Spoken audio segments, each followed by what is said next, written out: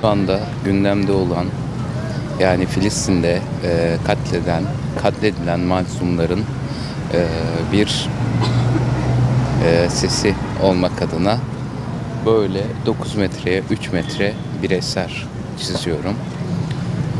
Bu eser aynı zamanda sanat tarihinde de önemli bir yer edineceğine inanıyorum.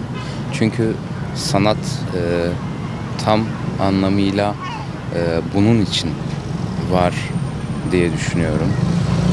Çünkü sanatın böyle durumlarda kendini ifade edebilme gücünün olduğuna inanıyorum. Ve bir ressam olarak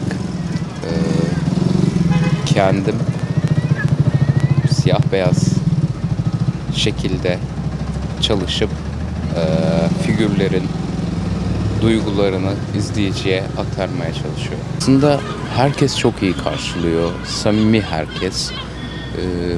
Yani cebime harçlık bırakmak isteyenler oluyor, masama su getirenler, işte meyve getirenler ya da tatlı vesaire gibi. Çünkü insanlar güçlü bir şekilde ifade edilmek istiyor ve bunu gördükleri zaman da kendilerinin hoşuna gidiyor. Genel olarak tepkiler gayet samimi, gayet içten.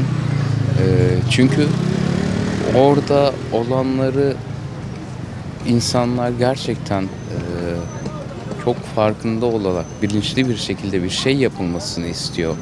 Fakat bunu bireysel olarak yapamadıklarını bildiği için de dışarı çıkıp böyle bir şeyle karşılaştıkları zaman evet, birileri bir şey yapıyor. Ufak da olsa birileri elinden geleni yapıyor duygusuyla karşılaşıyorum. Bu işe başlama sebebim Picasso'nun Guernica diye bir eserinin olması. Çünkü Guernica bombalandığı zaman İspanya hükümeti Picasso'ya böyle bir sipariş verdi. Ben de ikinci bir aslında Gazze çiziyorum ve bu da 9 metreye 3 metre boyutunda büyük bir iş ve bunun da hafızalarda yer edineceğine inanıyorum. Çünkü sanat dediğimiz gibi tam anlamıyla böyle zamanlarda kendini ortaya çıkartan ve kendini ifade etme biçimi. Orada insanların hafızasında kayıt edilmiş, belleklerine yerleşmiş, unutulmayacak görseller var. Ve ben o görselleri kendi tarzımla tekrardan insanlara sunuyorum.